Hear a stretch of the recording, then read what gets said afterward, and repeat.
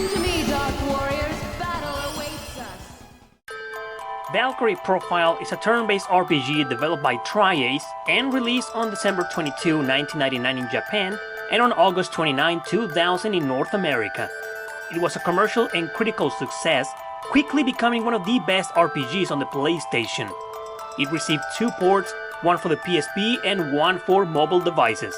It's a cult classic nowadays, loosely based on the Norse mythology, beloved by many.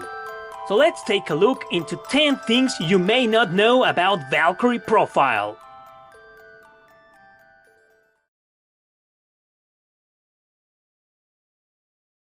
Number 10. It was going to be a strategy RPG.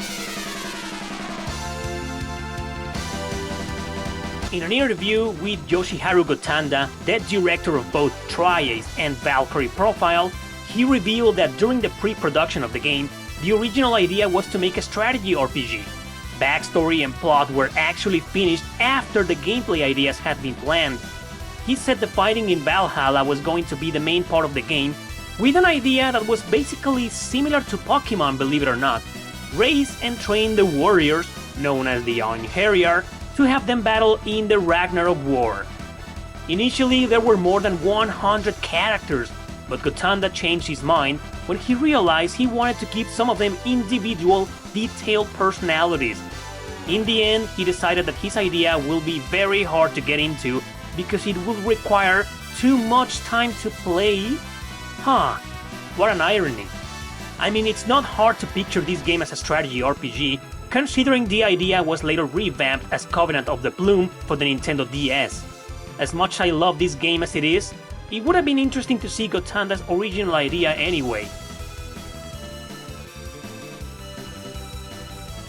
Number 9. Differences between regions.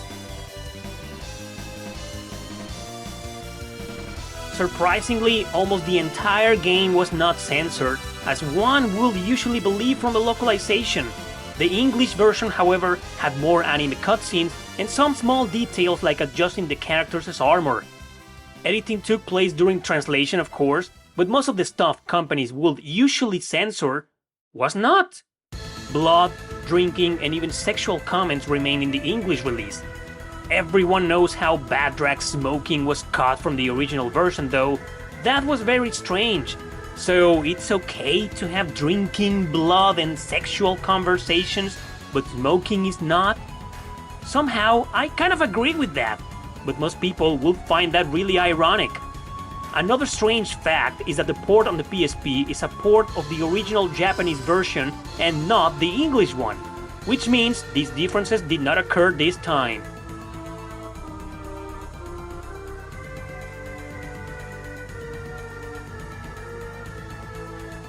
Number 8. The names of Frei and Freya were reversed.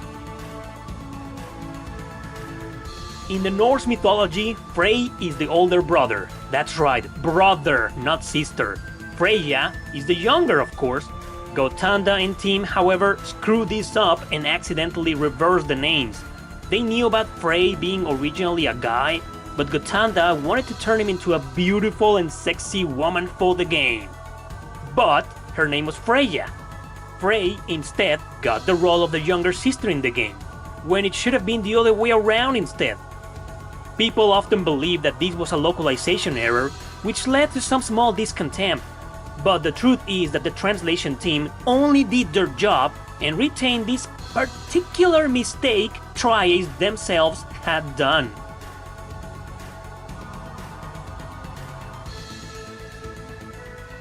Number 7. Motoi Sakuraba was kept in the dark. Valkyrie Profile's soundtrack was written and composed by Motoi Sakuraba, who had previously worked with Tri-Ace in other RPGs. Usually, game developers, including Tri-Ace, will give him the script or some sort of document to explain in detail what kind of music they want for each part of the game. With Valkyrie Profile, however, none of this happened. They just asked of him to create, and I quote, stylish and dark songs. Or rather, stylish and cool songs. Yup, that's what Sakuraba himself said in an interview. So the sound programmer Hiroya Hatsushiba had to intervene, becoming an intermediary between Sakuraba and Tri-Ace. I don't understand why Gotanda and his people made this decision, but according to both Hatsushiba and Sakuraba, the schedule was tight and not enough time was there to carefully produce all the music. So being totally in the dark, with barely any knowledge of the script and the scenes he was composing for, Sakuraba managed to create an extremely powerful soundtrack. Yeah, that's how much of a genius he is.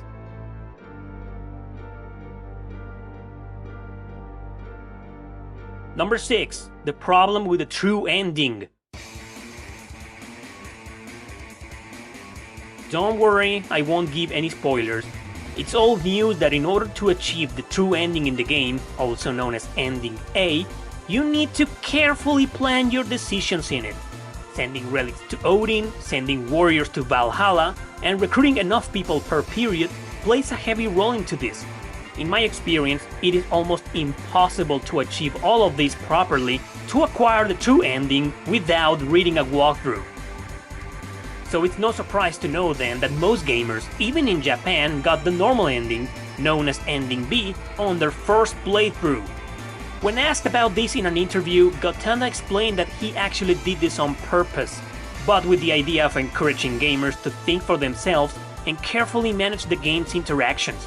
However, this was so cryptic that Gotanda himself also created the other endings, especially the normal one, for a more laid-back approach. So yeah, this lame-ass shenanigan was planned, although not done so in a proper manner in my opinion.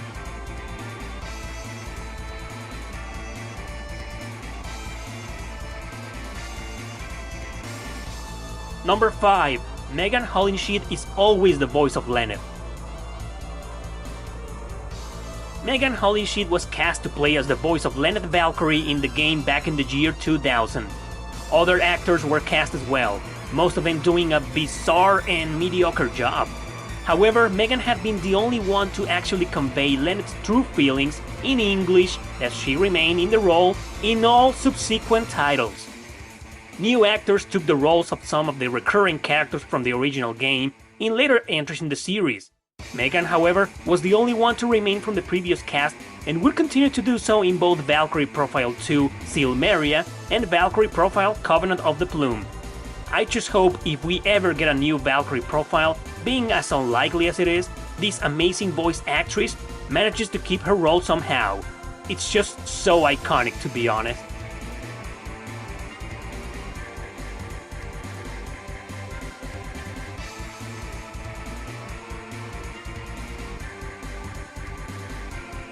Number 4. Arngrim, Lizard, and Lofer were voiced by a transgender. Maddie Blaustein was a comic writer and voice actress from the US. She was born, however, as Adam Blaustein and became transgender somewhere around her life. Well, for some reason, Enix of America hired her, despite knowing all of this, to voice 4 male characters in the game. Surprisingly, she agreed. So it's often confusing for people to know that a woman played the thick and low voice of Arngrim, when in reality she was a transgender. Yes, was. Sadly, Maddie passed away over 10 years ago on December 11, 2008. I'm not exactly a fan of her work in Valkyrie Profile, as I stated before that I've always thought the voice acting was weird and kinda bad there. But it's truly admirable that she took on the role of 4 guys considering her sexual preferences.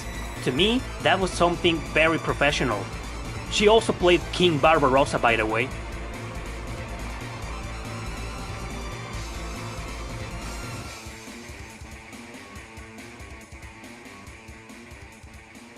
Number 3. Tri-Ace didn't want easy and normal modes at the beginning. Everyone who's already played Valkyrie Profile knows that there is an easy, a normal, and a hard mode, even on the original PS1 game. However, initially, Yoshiharu Gotanda didn't want to include any modes and just leave the game in its hard settings. He said this mode is technically the one that includes all the gameplay mechanics. Okay, that makes sense. Well, he's a fan of making gamers truly use their minds and skills to traverse through his RPGs.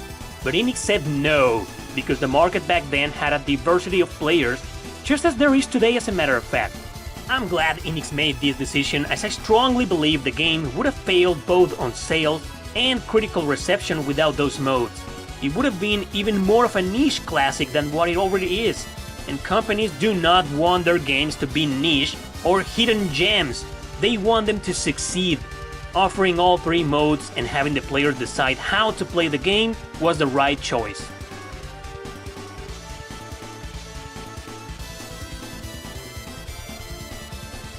Number 2. The reason behind its current price.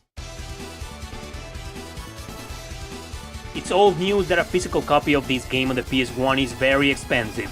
One would assume that there was a lack of copies printed in the US to make it so rare, since its Japanese counterpart is still dirt cheap nowadays. While it is true that there was a limited print run with not even 100,000 copies made in North America, that's not the only reason this game is so expensive. It turns out the entire game barely fit in 2 discs, so it became fragile. And by fragile I mean it literally. A scratch copy of this game, especially the first disc, will most likely not work properly. It's not the case with absolutely all North American copies, but with most of them.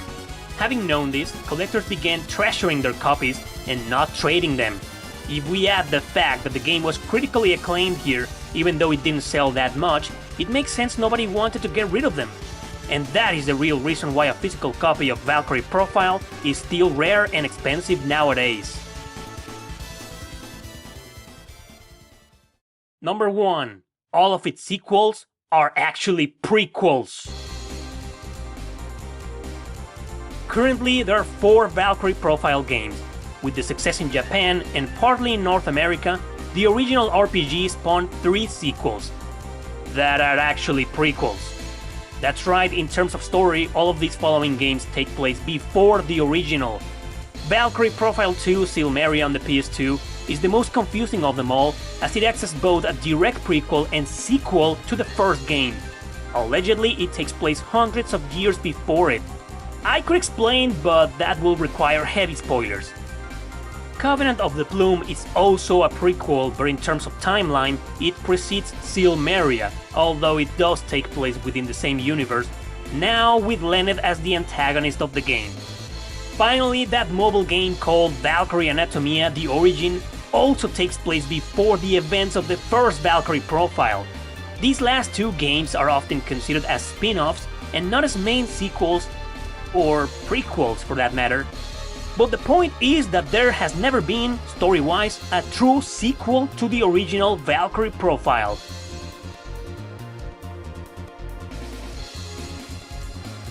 Alright guys, that was my take on the cult classic we all know and love, well, most of us at least. Of course, there are many more facts about it that I didn't include in this video, so if you know a few of them, feel free to include them in the comment section below. Thanks for watching, don't forget to subscribe and share this video with your friends. See you next time!